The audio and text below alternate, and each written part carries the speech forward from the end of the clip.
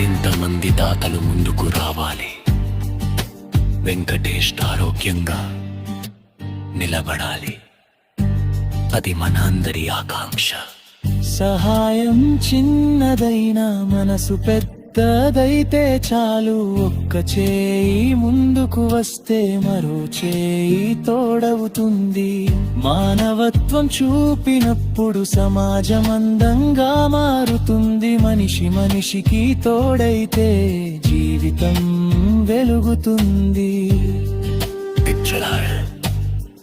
ఒక మనిషి కష్టంలో ఉన్నప్పుడు మనము చేయగలిగిన చిన్న సహాయం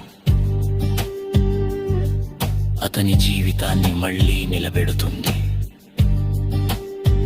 శివరాత్రి వెంకటేష్ కోసం మన ఫ్రెండ్లీ కేర్ సభ్యులు ముందుకు వచ్చి సహాయం చేయడం ఎంతో ఆనందం కలిగించింది. ఈ సహాయం చేసిన దాతలకు హృదయపూర్వక కృతజ్ఞతలు. మన సమాజంలో ఇలాంటి మానవత్వం ఎప్పుడూ కొనసాగాలి. ముందు ముందు కూడా ఇలాంటి సేవా కార్యక్రమాలు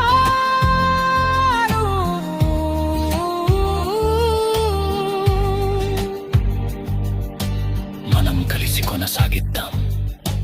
ఫ్రెండ్లీ కేర్ ఫౌండేషన్ తరపున అందరికీ ధన్యవాదాలు. కొడకళ్ళ గ్రామానికి చెందిన శివరాత్రి వెంకటేష్ తన ప్రయాణంలో భాగంగా వెళ్తున్న క్రమంలో దురదృష్టవశాత్తు యాక్సిడెంట్కు గురి కావడం, అతడు శారీరకంగా చాలా దెబ్బతినడం, కాళ్ళు చేతులు విరగడం. అతడు అత్యవసర పరిస్థితుల్లో వరంగల్లో చికిత్స పొందుతున్నాడు. అతనికి 4 లక్షల వరకు ఖర్చు వచ్చే అవకాశం ఉందని మన కొడకళ్ళ గ్రామస్తులకు తెలియజేయడం జరిగింది. అంత ఖర్చు భరించకుండా కూడా ఏదో ఒక రకంగా మనం తోసిన విధంగా సహాయం చేయాలని కొడకళ్ళలో ఉన్నటువంటి ఫ్రెండ్లీ కేర్ ఫౌండేషన్ అధ్యక్షులు ప్రసన్న కుమార్ గారు ఒక వాట్సాప్ గ్రూప్లో ఈ విషయాన్ని వివరించడం జరిగింది. అందులో చాలామందికి కొంత స్పందించి వారికి తోచిన విధంగా కొంత ఆర్థిక సహాయాన్ని అందించడం జరిగింది. కేవలం 28,000 రూపాయలు మాత్రమే ఇప్పటి వరకు వసూలు చేయడం జరిగింది. అవి చిన్న మెడిసిన్స్కి మాత్రమే ఖర్చు అవుతాయి. అతనికి ఇంకా ఆపరేషన్ జరగవలసి ఉన్నది, కాలుకు ఇంకా చేతికి కూడా ఆపరేషన్ జరగవలసి ఉన్నది. ఇంకా చాలా ఖర్చులు ముందున్నాయి. కాబట్టి ఇలాంటి దాతలు ఇంకా కొంతమంది ముందుకొచ్చి నిజంగా అతనికి చాలా ఇద్దరు ఆడపిల్లలే ఉన్నారు. కుటుంబ పరిస్థితి కూడా చాలా కష్టంగా ఉన్నది. ఆ ఇద్దరు ఆడపిల్లలు రేపు భవిష్యత్తులో మంచి చదువులు, ఉన్నత చదువులు చదవాలంటే అతడు తన శారీరక కష్టాన్ని చేయలేకుండా పడిపోతున్నాడు.